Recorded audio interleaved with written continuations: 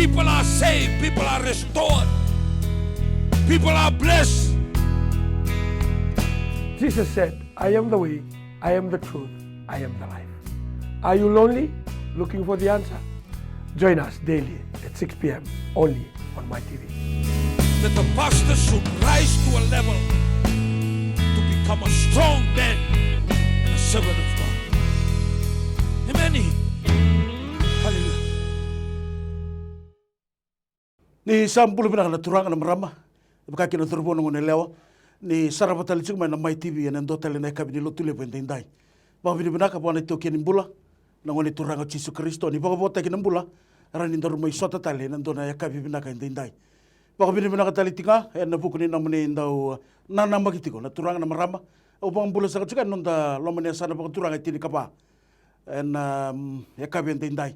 Boleh benang talanga na turanga na marama na thorbo na ngone leo bakaki na bikam ni soli pambota bikam ni rangone ando makachuma na kana bakatanga uchumai ndo tal na mathani buli anda sa mai thobo to kana ekabe ndai kau bambulu talanga birna wekan daru era sar tal chunga mai kar sema chunga mai na ibola mata ni mai TV mai na bese burubura na Matanitu levo Australia bambulu chunga virtoro soko ni marama ve tinei lola bula benaka panu ni benaka tigani na kena do vakanteo tega tigani na fuku ni ulutanga na enda do metara kada biosei kasala ki yanga tiko ka bo burba kasama ena no mudo soko ni marama pambula talchunga viratu sefa korbo na sarbole na kena do tigi talchunga na iwasi ngo na fuku ni vese machi ena yakabe ndai ka ubaka vini benaka lestal mena no Vanua pa vini benaka ni sapa kadanga chuna be itabe so bambota talanga ngo ningarabi na kachukuna itabi may nonda dele ni abu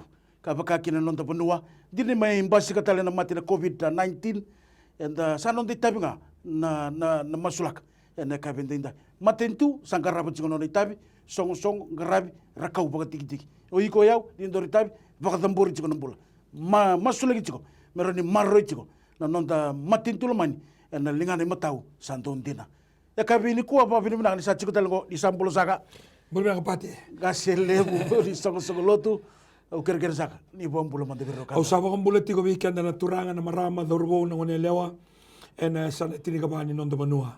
Wa kan bulat tigo na bindal ni avu de ndui en singa binaka ni kuwa. Sana ba turanga lau, da kon robe mbua maduata. Taku sumai vitilebu. Na sana ba turanga ra mba nanronga na bosa.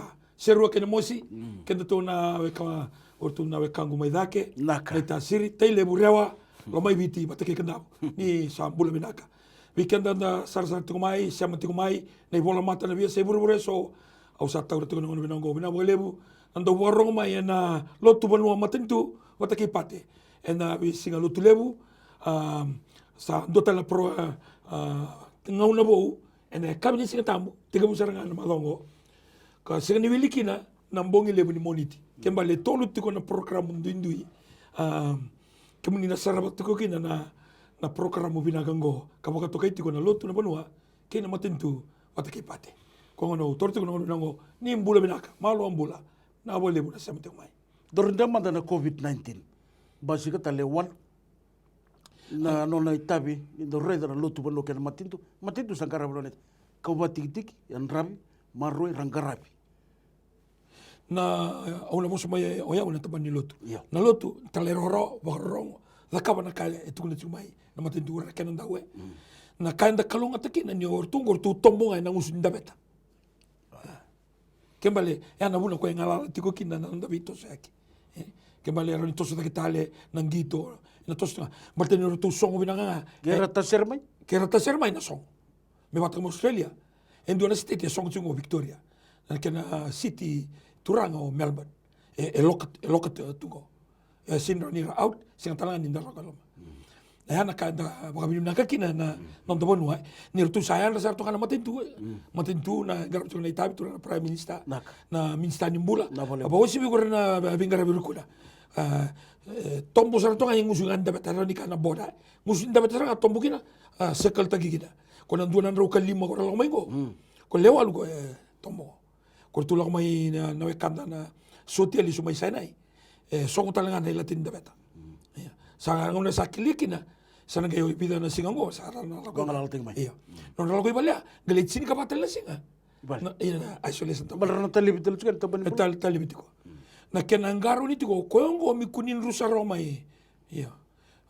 Na successful nindo na Matanitu na dilta ka na matego na kena songo baka tutolo.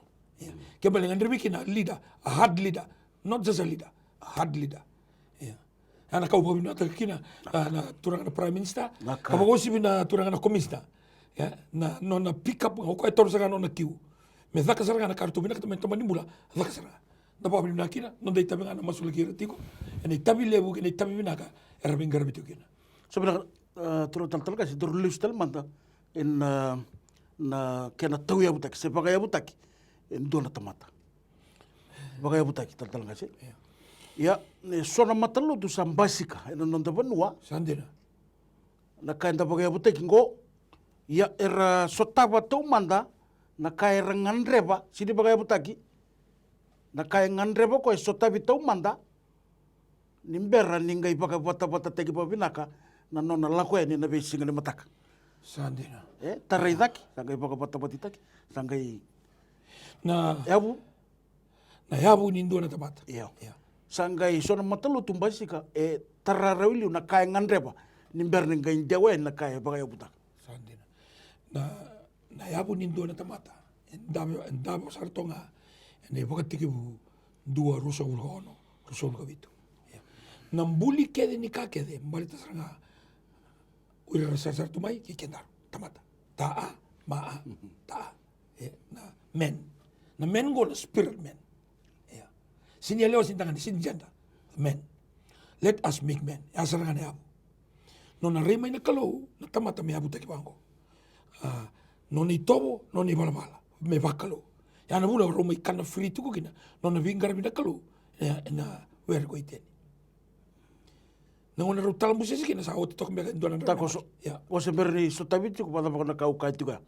Na kai ngandreba sotaba so sotabi rauliu nimberin doru.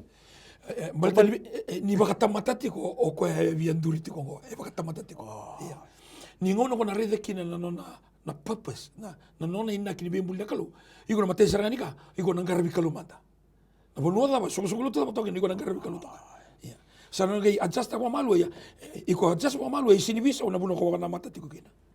Elebu visa una buno era kana mata kina sa kana mata bira. Ana buna sa liu kina ko au sa muri na kalu. Misala indira ko au. Ana buno ko lebu nangona na lotu sa mai bagai dola se mai ibaka bimbita kana ilako na ngalala ni ndona tamata na bio kai bata natural. Na tamata me kila saranga na tama manda na inaki no nambuli tomata tama saranga manda na inaki no nambuli kendo rambuli saranga matai beudi kani karua toto bata na kini katulu ndaru lewa na kake de sara sabuli na ika mano ko ebuka ko engasi keni uli manua kena udi wai waitui kena dakau kena moto kena lase Ken pambali ni mai ko kachuka na kena mai sotabili na kaya ngandreba nimbere ni yana lotu ngarabi kwa o kwa na nona lotu mbaleti kwa sini lotu mbaleti kwa lotu mbaleti kwa ndo na capital kwa him kile ndo small kwa o kwa ka ngarabi kwa tingwa bali ka uti ndo na bakabuli na loloma wosi ndo na musule no mumbula na bukula na weka ya na loloma wosi ndo ka vida la tiki na sone songo lotu sanduri ni kwa ya sanduri ni kwa mbali tukwa enduri no lotu mbali tukwa tal kasi ta ko sumanda na lotu no burubur pepe panu ndul badada sandira ele bali panu ndul badada dui me baka obale subutal so saranga na inaki ni non rombasi kamai so tabali na ngone na basi kini ndua na kile saranga na basi ka sini taka mana sini ka bibakuru mbitaki na itobo kini balbal ni ndua na tamata ya na uno ko saru mbimbi kina ni to ya windo na lotu ela ba to ete bu manda ba etigo na kena inaki boge bol tambo na dama na kena balte o atore tu kontona leso ni adana tu kona Holy Spirit and me dona ka bando mu bulo ni tu kona soli E diwa tiko na isoli. E tiko na mateni korni da kena wasi tini karua. Na isoli ni alo tambu weekend. Indorun tambu tiko ngo e tiko na ndori isoli. Uira kedar waro tungo. Sasa tu e tiko na isoli. E sora tau ya buta kana nondra isoli lotu. Mbaleta na isoli. Era do vuna umbeka. Era do bima sulaki. Era ni speaking tongue. Doni isoli ngo na taka mana. Isoli al tam. Doni isoli ngo e tiko na taka mana. Kai tiko na bima mulai. Ni diwa ni isoli e le bora tau ya butu. Na isoli lotu. Era tau ya butu sini baleta na vosani kalu. E tau ya baleta na isoli ka isoli vera. Ya na isoli al tam. O ator tiko na vida na dona ma o da kabul tiko na al tam. Embimbi na bua. Totoka na isoli. Embimbi na bua. Na bua ngona loloma na reke. Bauta na kandinata. Alo malua na alo minaka. Sa siang sarando ni bula o dundubi kino Kongo. Ya. Kanirara wa nili buna. Sa buna nga. Sa rong bina kani buna. Oro ni pakamadalta kani poltambu. Sa tibu sarano mulut. Siya nga. Endua tani so era man of God. So era mighty man of God. Mighty man of God ko pango. Joshua. Tevita. Moses. Mighty man. Era luta ka doon nila walako. Era tusa. Era bisu ta kana ndaki nimbula. Siya nga ni bisu kinala. E bisu kinamilaka. Era mbulia talento na karakter. Sa toka ike. Ragi labeta takitala. Era mighty man. Man of God. Era mulu ta kana masan kalu. Era pagkatawul ta kana masan kalu. Nindo sa mighty man. It changed the nation. Changed the culture. It changed the mindset. Balta non ribagaro nimbula. Non ribagaro nimbula nga. Ito kunira. Ya ko le babu ne ke me la ke visa we. Yeah. Kare ko ni akachu ka na klile bune bola tambo. Kilele busana. It stand out. Ura vangolea. They changed the direction. Ni logo tu vango. Hana mighty man. Tare de talanga ne bola tambo rona vitamani ko te vita potaki Solomon. Ngone robilu te ke ne Voko. Kune na roka yo no Israel. Established ko o Israel. Ni se berro no vitamini ngo tayana. O Israel man nga wasirutu. Ura na tsuta kera na Israel. Israel ko na 10 tribes. O tsuta o pensamini wata ke tsuta. Oro man nga wasitu. Ngai durma ngai unify ta ko. So mighty men ko vaya doka. History makers. Iviti levuni soni songolotu start by mighty men. Ye levuni songolotu start by what we call man-made men. Yeah. Sora tiga bunga. Mangala tamu dana tamu ke. So tiga bunga na dona bi valam beka. So tiga bunga baleta na gift tiga vera. Bisi ya. Iyo. So tiga bunga dona bi beitaki. Tamu tolim basi ke me dona bisi. Ore de tal sunga ko tal kasi runa ka ndum basi. Duan na non rabilu te gero tal kasi malum se na bambibi na ilapo na kena bangat. Irungo ore de chiko ni bogomuna. Na lagi mendre waka lagi babuna na bisi. Bimba sardu interest remon. Ke bakan dari dan evil tambu. The love of money is the root of all evil. Money is good. The love of money. Uchisu etu no ka Israeli moromata. Mari ka chinigarua. Rasul ka diwa. Israeli rongoda binaka. Doa nga nakalu. Lo mana nakalu. Lo mamu, ya lomu, numu wakasama, numu koko kita. Gonga na ipuna ulimu doa. Kani karunga, wani rawakam. Ngaluto dako kurabu nila. Ngaluto dako. Baltura kutsen nonra 10 commandments. Kwa gitaro kwa. What is the greatest commandment? Kwa vietuna. Out of the 10, ibi ko kade de redondo. Kwa gitor na 10, gitor na 1. Tuna here Israel, here now. There is only one God. This is the greatest commandment. Love the Lord your God. Lo mana na kalu na lomu, lo mamu, nomu bakananan, se nomu na numa, kena nomu kau kedanga. Nothing to do with money. Then, love your neighbors as you love yourself. Anak kani karwa. Ni sabi na kanga nomu, lo mana na kalu, na binaka na nomu lo maniran tamata. Na sindra ni ko lo maniran tamata, na loloma bakalu, wakabo, bakalu nomu loloma, buwan na kalu. Sarang binaka kinapilomani. Until the Prince of Peace becomes me interlink. Sarang basi kana peace kona ka wagara itu na loloma na bura. Ana buno ko durinduna. Sa mata una no na bunau sara ba botu ko na tamata. O sa ko tamanda na lakalako. Eu na ngure eu que eu sabia tiga bona no molotu. Na numati ko na puno tiko kino kuni ko tendua. Tiga because God start with nothing. Ni tiga buni tu sung lo tu mainandi. na bawa ko sunga orang dini kia na pana ngoni. Bubala. Ayo. Salah ko taka bidana bulu sang lau mai. Aun durung abuna. Na kai ko tamai na tamata na bosani kalau. It's not a gift. Ni tamata ni muria na gift. Kukuru na kukuru nga. Iya. Bal na sino ni sulta nga na gift. Ya ko bia gift mana bia pamaro chono na gift. Pidan nindor ngono sauti ni akai kina. Irsala ki tawasi sersala ki ndeongo. Erduka. Posa viola kalau. Me un bibi me que amo me tada kita le sango. Erau nindina. Ya, erau nindina. Erau ni bagai ngata ki nga. Me sotabikina na nanu manilo mandra. Satu titu na baka nanano. Ya. Ni ngone kadikina na kalau. Indo tani bagalilay. Na senga ni rao na tiga na senga ni rao. Ya ngone na bikadikina na kalau. Ena ngone bikadikina na kalau. Ena level na tamata era against the kiko. Level sar. Ni ngone ko laku kina na laku baka tamata. Ena level era support the kiko. Sandende ni laku. Ena level era kay bitiko. Ni tiga na kalau. Ena level na datiko. Ni sambala ni laku. Level sana kay toko niko. Ni ukati ko sambala ni laku. Normally after 7 to 10 years. Yeah. Sana kay bakila. Sana kay buo mai na mufru.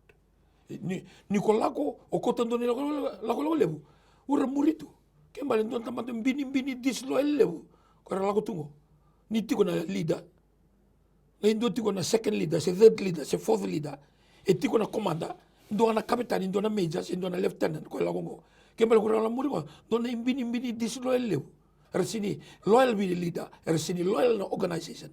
They are not loyal to the leader, they are not loyal to the church, and they follow. Who's number 2, number 3, number 4 down the line, or just a sergeant major in the army context, eh? Kaya maldo taman yung binibini disloyal. Na kandi na tiga mo may nasang.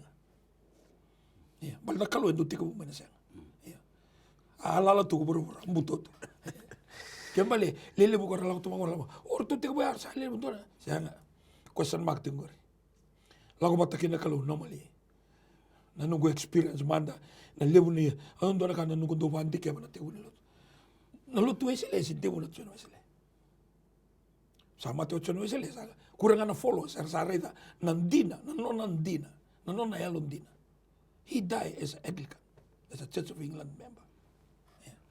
Kurang na follow sa reda nanon nandina na kay tuta ka tu indina. Targa tawo siya kinaman na Bambota kina saligin basi kami. Kaya tanah tu kina na Holy Club. O kaya na kanga tu na Holy Club. Bula soswa na bula dudon. Nangun sama ti kina sangkit toya. They don't want to live that holy life again. To go back to the Church of England. Yeah. Memang tata. Yeah. Kembali lebura tawasi tinggo, lebura apa tumbulo tu tinggo. Ni lako rakau tu tinggo ni lako. Beli ada talang abiau. Dong akhir robio kan. Lalu masarangan New Methodist back in 2010. Boleh kan itol na raw na member ko ta. Tol na raw. Opposite na experience. Ni ko sa bola sa ebuno ti ko sa bola nga kin tol na matawal. May natol na raw ko ta. Sora lutu nakay bakang tumbul kina natawasin lutu ko. Nabatongo baka nakako. Ningone kabinda kina lutu. Ele mo gar lutu ki bura. Laylay ra ko sango. Nindo na kana tol na tebelingo. Kena toka kena tebelingo. Hindi na may tarungi kya. Na tarungi sa ako kabinda na lutu. Ya na une lele berdo mate koso, mate baloloma, baka mandua, go so na kadoyado, lasa, cripple. Maluka ni baka mawata na lotu ichisu. Na lotu kede na lotu ichisu. Kalilebo kalalay. Sa baka dar me lotu ichisu. Ini ko sa baka dar me lotu ichisu. Iya lako sa rananguni sala ka baka to kay kundodono. Walk in the street called state. Malindo abu nila mungo rewara kiko tukinendo. Kanya bolta bukan batang baik kaciko nakata.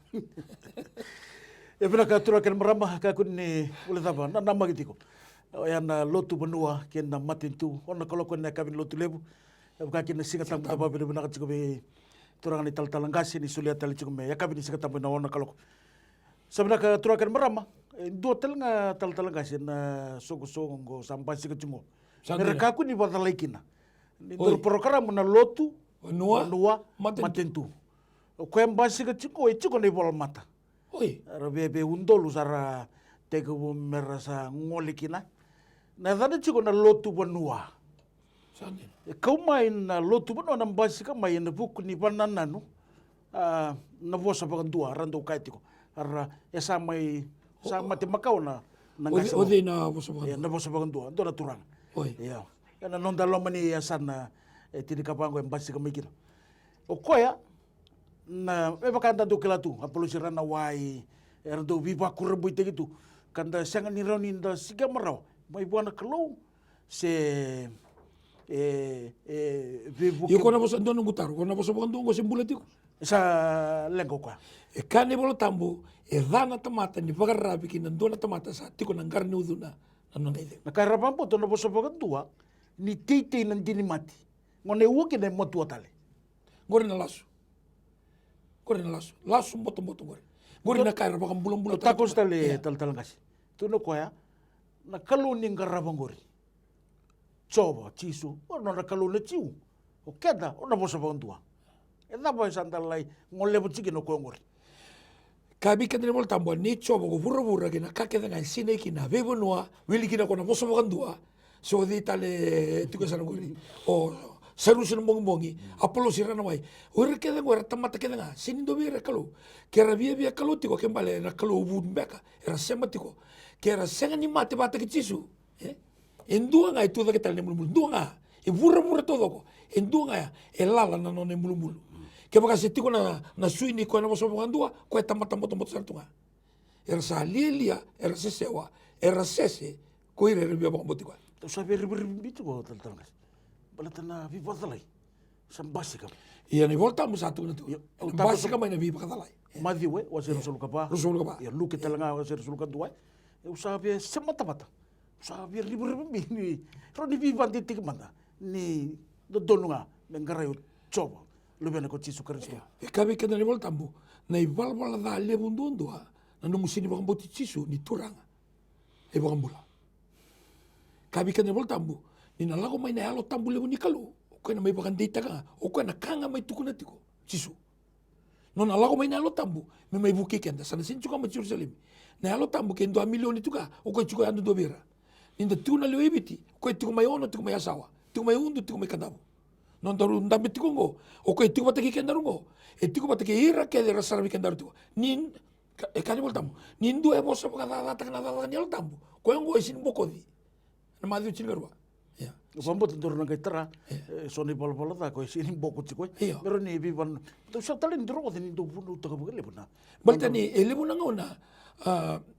Ni ndua e bakanduri na kalu.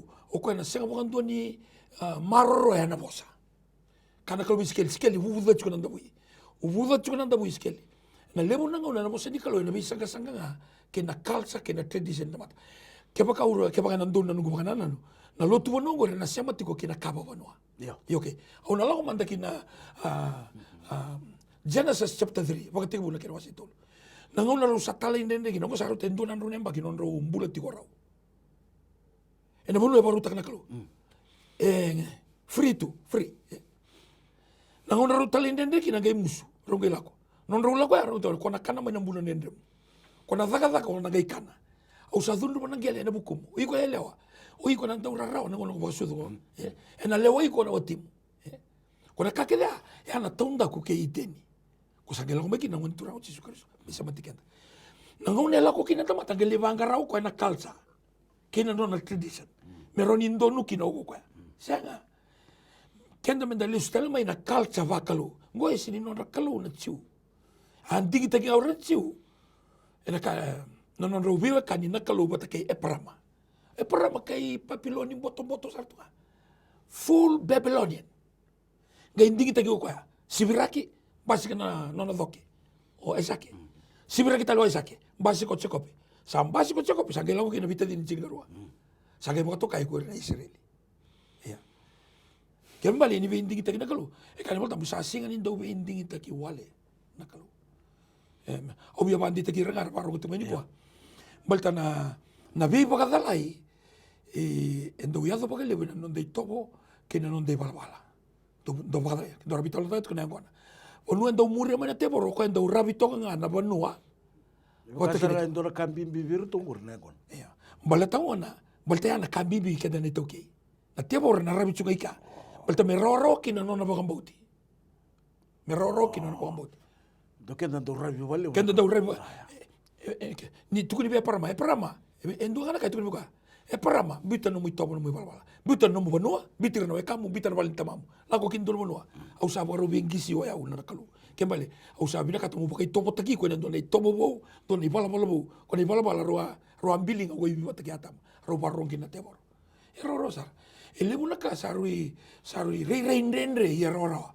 Ya na kai tu kan inda sini kala na poseni kalu. Na kalu e bakando tenga bi kenda en no bosa. E ro sar ja. E o mandanga ora ke baka me lori sar na background. Na background ni ko to ya butango. Ngora tapata conmen, tapata do biba dalai, ora smart na lore no vale, lore no tiko, lore no mbula, no character. Because your character will tell you the real person. O ko e kenda ro ni vuni e na non do sulutumba. Na character na ko ngo na sababu taki. O usini, certa la ndo na kenela ga baka mo ke mo soto ko ne liu ni Lotu Vanua. Era di sureti mai. Ya, ro sureti mai. Turakan marama. Era ni na sureti talanga mai no kantongo. Ro mai ndambe manda. Ndambe bital no. Bital no. Balta mena kaku ni bakala lai gorna le ni Vanua. Ene tuku sala ko tingo. Ni poso bakandua. Sakalu talanga sanga talindo na kalu. Wili kinon dengi, sanga talindo na kalu. Kalu nga. Sisu, kani voltambu. Ena teken dur be dur bakando kita nga. Ena waktu sana ya kita nga. Mai lo malangi. Vura ruko vura. Sa turanga. Sisu Kristo. Pernah boleh betul terkas ukir sana mai da botong mati kena. Turakan marama kai nama ka cikon na ya kabini seketabu na toko rota kikina na Lotu Vanua na Matanitu. Abambo na be wasi sawut roni na babur bakasama kabi wasi kina. Me ada na madho katumai no mani dori be grabigo Alipate Naitini badi buna ka kalongata ni samot. People are saved, people are restored, people are blessed. Jesus said, I am the way, I am the truth, I am the life. Are you lonely? Looking for the answer? Join us daily at 6 p.m. only on my TV. That the pastor should rise to a level to become a strong man and a servant of